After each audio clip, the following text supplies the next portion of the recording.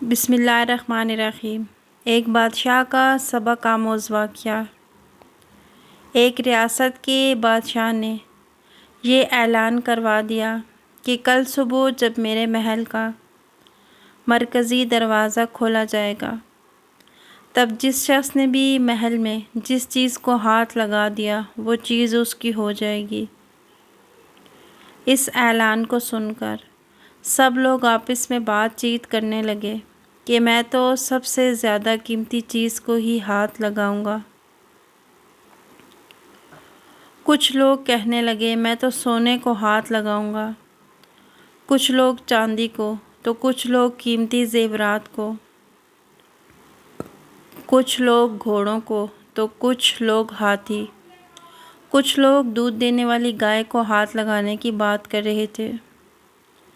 جب صبح محل کا مرکزی دروازہ کھلا اور سب لوگ اپنی اپنی من پسند چیزوں کے لیے دوڑے، سب کو اس بات کی جلدی تھی کہ پہلے میں اپنی من پسند چیزوں کو ہاتھ لگا دوں تاکہ وہ چیز ہمیشہ کے لیے میری ہو جائے۔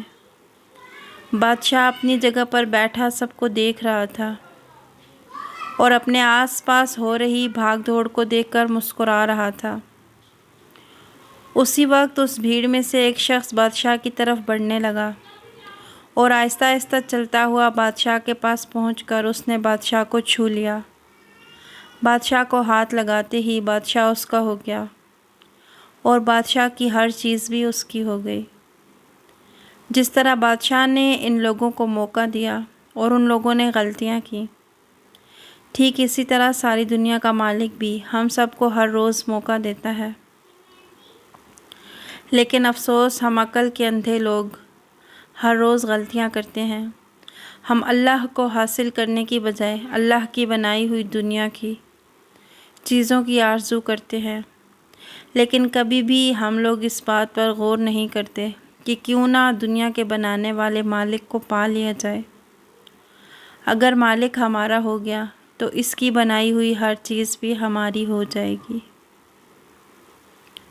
ویڈیو پسند آئی تو لائک کیجیے گا۔ مزید ایسی اچھی ویڈیوز دیکھنے کے لیے ہمارے چینل کو سبسکرائب کیجیے گا۔ جزاکم اللہ خیرا کثیرا۔